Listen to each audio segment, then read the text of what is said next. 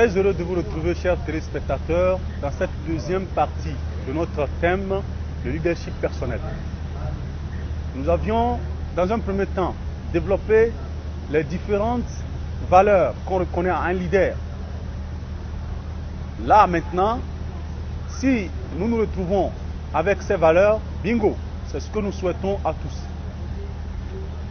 Nous allons consacrer cette deuxième partie à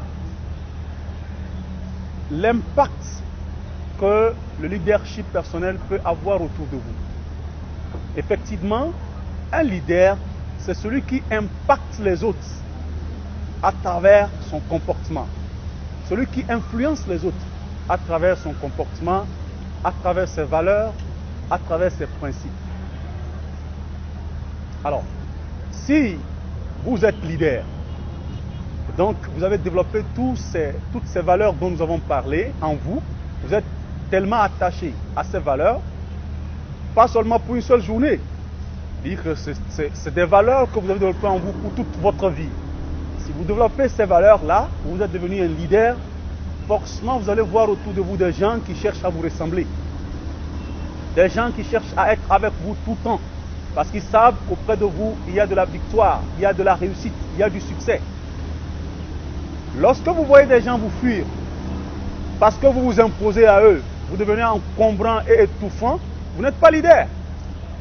Vous devez plutôt attirer les gens vers vous à travers votre souplesse, à travers votre humilité, à travers toutes ces valeurs dont nous avons parlé tantôt.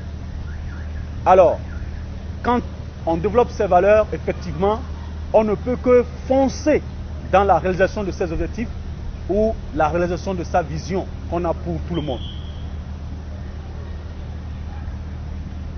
Être leader n'a rien à voir avec l'âge.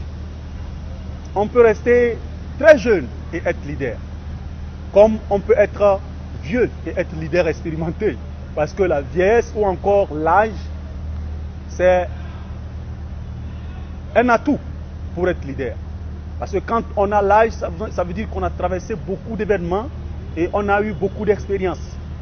Mais cela ne veut pas dire que c'est lorsqu'on est vieux ou lorsqu'on est âgé qu'on est toujours leader. Non.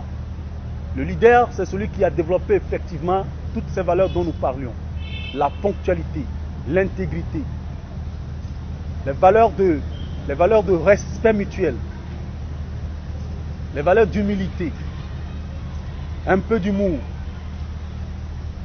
le calme intérieur face aux agitations extérieures. C'est ça le leadership.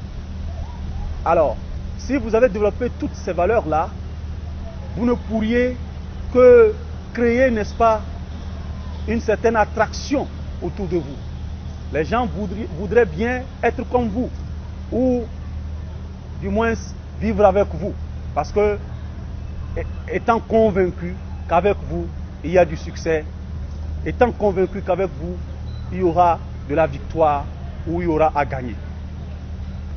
Voilà les conséquences du leadership. Quand quelqu'un est leader, il ne peut que aboutir au succès. Et nous disons, être leader, ce n'est pas s'imposer aux autres. Être leader, ce n'est pas étouffer les autres avec les ordres. Être leader, ce n'est pas vociférer sur les autres. Être leader, ce n'est pas... En fait, l'humilité, qui est l'une des valeurs des leaders, doit te pousser plutôt à féliciter publiquement et à reprocher discrètement. Le leader, comme je l'ai dit, donne très peu d'ordre et agit beaucoup. Dans ses actions, pousse les autres à agir. Le leader, ce n'est pas celui qui se met dans le fauteuil quand les autres sont au soleil. Ce n'est pas ça le leader. Le leader, c'est celui qui sait se mettre au soleil avec les autres qu'il dirige. Le leader, c'est celui qui sait dire bien fait au planton. C'est ça le leader. Car tu n'es pas directeur sans le planton. C'est le planton qui fait de toi directeur. C'est le secrétaire qui fait de toi directeur. C'est les autres employés qui font de toi directeur. S'ils ne sont pas là, tu ne diriges rien. Donc, ça veut dire quoi? Ça veut dire que, avant d'être leader, on est censé reconnaître aux autres leurs valeurs, reconnaître aux autres leurs potentialités et attendre d'eux quelque chose pour la réussite, n'est-ce pas, de la mission que vous donnez. Voilà le leader. Dans ce langage terre à terre, j'espère avoir expliqué quelques caractéristiques qu'on peut reconnaître à un leader. Si vous vous prenez pour leader à travers vos cris ou votre force, le jour où vous serez assez pesant sur les épaules de ceux que vous dirigez, ils ne vont que vous poser, justement. Un peu comme cette image-là qu'on a dans la vie sociale africaine des fermes, où le chef est porté par les sujets. Mais le jour où ils se sentiront fatigués, qu'est-ce qui va se passer? Ils vont vous déposer. C'est de la même manière. Si vous pensez que vous êtes leader, alors on doit vous porter. Vous devez crier. Le jour où vos cris seront trop lourds, on vous posera. Ça veut dire que vous parleriez et vos paroles ne seront plus lourdes devant eux. Ça n'aura plus de la valeur ou de l'effet. Alors, le leader, encore une fois, parle peu et agit beaucoup. Soyons tous leaders, car nos pays ont vraiment besoin de leaders.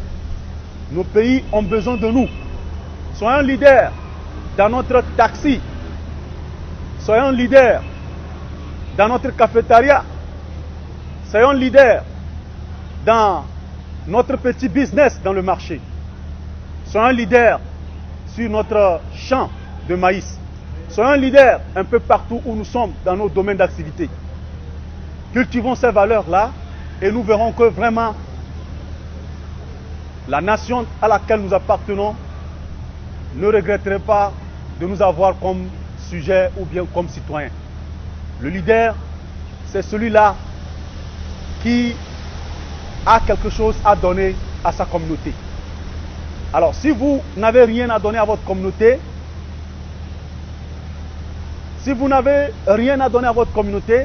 ça veut dire que vous n'êtes pas leader. Le leader, c'est celui qui consacre une partie de sa vie pour le bien des autres. Le leader, c'est celui qui pense d'abord aux autres, avant de penser à lui-même. Car il sait que quand les autres sont satisfaits, c'est lui qui est satisfait d'une manière indirecte. Le leader, c'est celui qui sait se satisfaire dans la satisfaction des autres. Le leader, c'est celui qui est fier de voir les autres s'accomplir. Le leader, c'est celui qui impacte positivement les autres. Alors, nous n'allons pas finir de lister les valeurs qu'on reconnaît, n'est-ce pas, à un leader. Mais, à travers ces quelques échanges, nous pouvons reconnaître au moins quelques valeurs essentielles qu'on doit retrouver auprès d'un leader. Et nous devons, à partir de ces quelques échanges, retenir que ce n'est pas forcément celui qui dirige qui est leader. On peut être dirigé et être leader en même temps. À travers ces quelques échanges, nous pourrions comprendre effectivement que être leader, ce n'est pas forcément occuper un poste de commandement. Non. On peut être à un poste de commander et être un bon leader. Voilà à peu près ce que nous voulions partager avec vous sur ce qu'on appelle le leadership personnel. Le leadership personnel veut que vous soyez garni d'un certain nombre de valeurs auxquelles vous êtes attachés et pour lesquelles vous êtes prêts à vous sacrifier. Car c'est ces valeurs qui font vraiment une nation et qui font de vous le meilleur citoyen ou le citoyen modèle que les autres voudraient bien ressembler.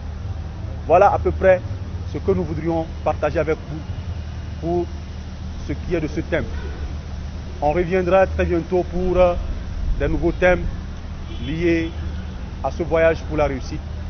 Merci pour votre attention et à très bientôt.